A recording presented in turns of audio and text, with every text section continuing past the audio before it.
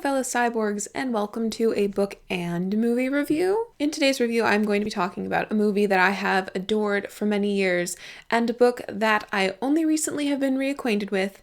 I am talking about Neil Gaiman's Coraline. I first listened to the audiobook version of Coraline a few years ago, and I wasn't a fan, though I recently reread it and gave it 3 out of 5 stars, so I would say that is an improvement. But first, since I am far more familiar with the movie, I am going to talk about that. Coraline is one of my absolute favorite movies ever. Not just children's, not just spooky themed. I adore it so much.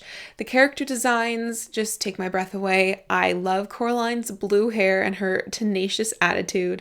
I also really enjoy her relationships with the characters around her. The world design is also exceedingly beautiful, and there are so many different shots that just take my breath away.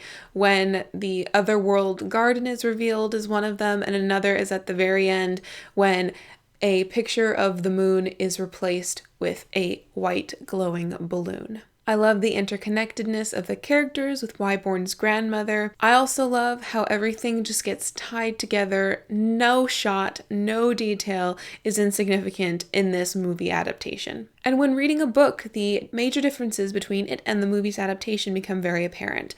For one thing, Coraline is completely on her own in this. She has no aid from Wyborn, and the grandmother doesn't really exist. She does get some help from the cat, which I very much appreciated, as I love cats in literature. Coraline's relationship with her parents is really strained and not very well explained, I thought. Also in the book, the other world from the get-go is eerie and questionable. In fact, it is creepy shadow rats that first lead her to the door to the other world. I also thought that when compared to the movie, the characters in the book seemed kind of flat.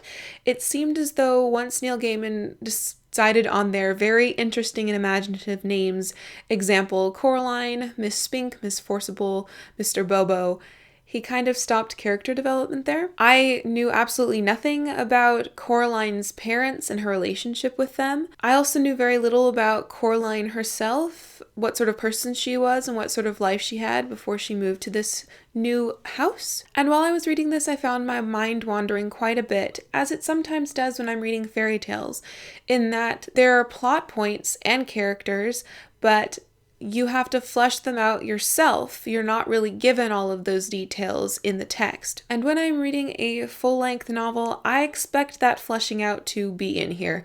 I don't expect to be reading a extended fairy tale plot point sort of thing. So let me compare both of these for you. No surprise to you, I enjoy the movie much more than I did the book. And the things in the movie that really make it a lovable thing for me include Wyborn and his grandmother.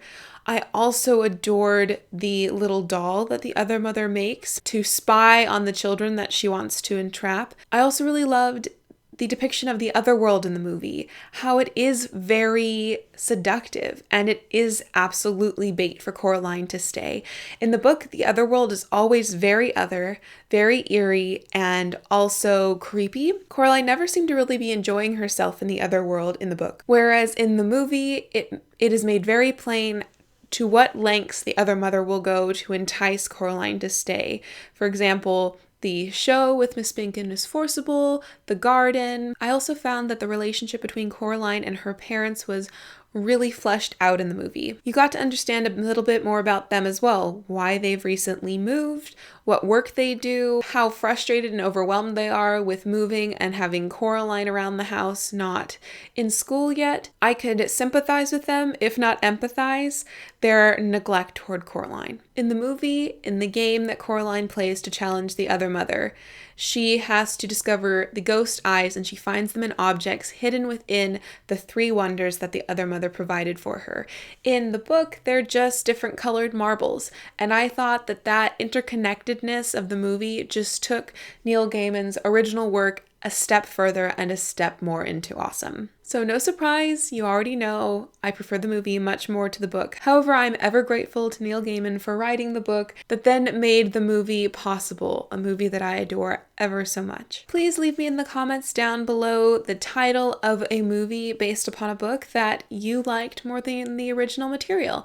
And I'll let you cheat a little bit. It can be because you've never read the original material. I am a huge fan of movie adaptations of books. I think there are many, Coraline included, that I adore so much more than I do the original work, and I will be more than happy to make future videos like this because I think there is no shame in liking what you like. There's also no shame in filmmaking as an art form, and for no reason should literature be held above other forms of creativity.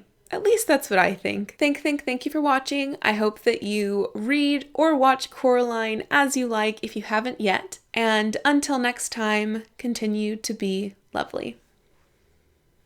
There are so many different cinematographic.